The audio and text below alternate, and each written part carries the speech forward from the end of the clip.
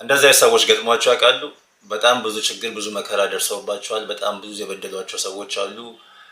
በላይፋቸው ውስጥ በጣም መጥፎ የሚባሉ ጨካኝ የሚባሉ ሰዎች ኤክስፔሪየንስ አድርገዋል። ስለነሱ ይነግሯቸዋል ምናምን።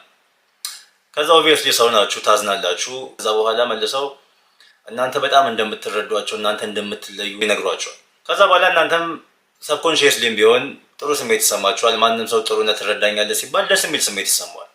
ከዛ ትንሽ ይቆዩና እርዳታ ይጠይቃሉ። እንዲፈልግ የነበረ እንዲያስፈልገው የነበረ እንዲህ ብታደርግልኝ ይሏቸዋል።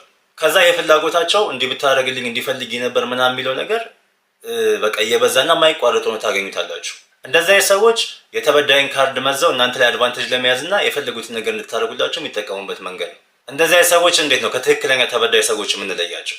አንደኛ አመስጋኝ አይደሉም። የሆነ ነገር ካረጋችሁላቸው በኋላ ሌላ ነገር ይፈልጋሉ እንጂ የተሰጣቸውን ነገር ተቀብለው ደስተኛ ወይም ደግሞ ግሬትፉል አይሆን። ሌላው ደግሞ በድለውኛል የሆነ ነገር አድርገውኛል ከሚሉ ሰዎች ጋር ሲገናኙ በጣም ፍሬንድሊ እና ሰላም እንደሆኑ ትመለከታላችሁ። ዋን ላስቲንግ ትክክለኛ ተበዳይ ሰው በደሉን ለመናገሩ ላይ ያሳቀቃል። እነዚህ ሰዎችን ስትመለከቷቸው በደረሰባቸው መከረና በደል በጣም ነው ፕራውድ የሚያደርጉት። ፕሮሞት ሲያደርጉት ሲያራግቡት ትሰማላችሁ። ሶ ተበዳይ የሚለውን ካርድ መዘው አድቫንቴጅ ለመያዝ እና እነሱ የሚፈልጉትን እንድናደርግላቸው የሚያደርጉበት መንገድ እንደሆነ አውቀን ስናቆም የዛኔ ኮምፕሊትሊ ሲቀየሩና ይሄ መጥፎ ማንነታቸው ሲወጣ እንመለከታለን። ከዛ የሚፈልጉትን ነገር ማድረግ ካቆምን ወዲያው እኛንም ደግሞ ያወጡንና እዛ መጥፎና በዳይ የሚባለው ካታጎሪ ውስጥ ያስገቡንና ሌላ ደግሞ ታርጌት ይፈልጋሉ ማለት ነው።